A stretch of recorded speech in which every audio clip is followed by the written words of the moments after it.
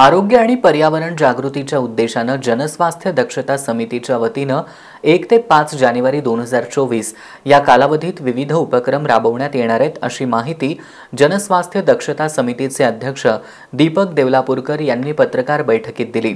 जिल्हा परिषदेचा माध्यमिक शिक्षण विभाग, कोल्हापूर जिल्हा माध्यमिक आणि उच्च माध्यमिक शिक्षण विभाग तसंच मुख्याध्यापक संघ यांच्या संयुक्त विद्यमानं जिल्ह्यातील माध्यमिक शाळांच्या स्तरावर हे जनस्वास्थ्य अभियान राबवण्यात येणार आहे। कोल्हापुरातील जनस्वास्थ्य दक्षता समितीच्या वतीनं आरोग्य आणि पर्यावरण जागृतीच्या उद्देशानं गेल्या 23 वर्षांपासून जानेवारी महिन्यामध्ये जनस्वास्थ्य अभियान राबवण्यात येत आहे।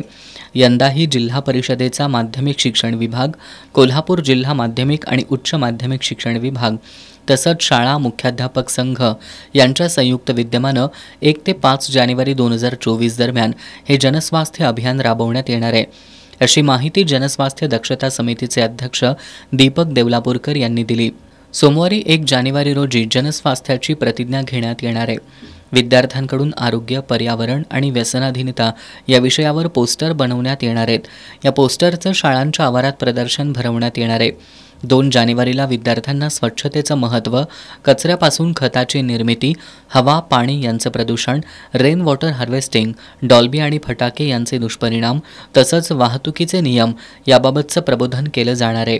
3 जानेवारीला क्रांतिज्योती सावित्रीबाई फुले यांची जयंती साजरी करण्याबरोबरच विद्यार्थ्यांना लैंगिक शिक्षणाचं महत्त्व आणि त्याबद्दल घ्यावयाची दक्षता याबाबतचं प्रबोधन केलं जाणार आहे।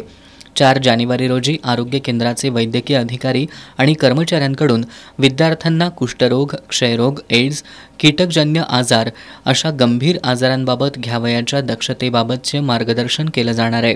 5 जानेवारीला सायंकाळी 4 ते 5 या दरम्यान एकाच वेळी विविध शाळांच्या प्रमुख रस्त्यावर गुटखा, तंबाखू, धूम्रपान आणि दारू यासारख्या व्यसनांच्या विरोधात मानवी साखळीचं आयोजन करण्यात येणार आहे असं दीपक देवलापूरकर यांनी सांगितलं। या पत्रकार बैठकीला सुधीर हंजे आणि अजय अकोळकर उपस्थित होते।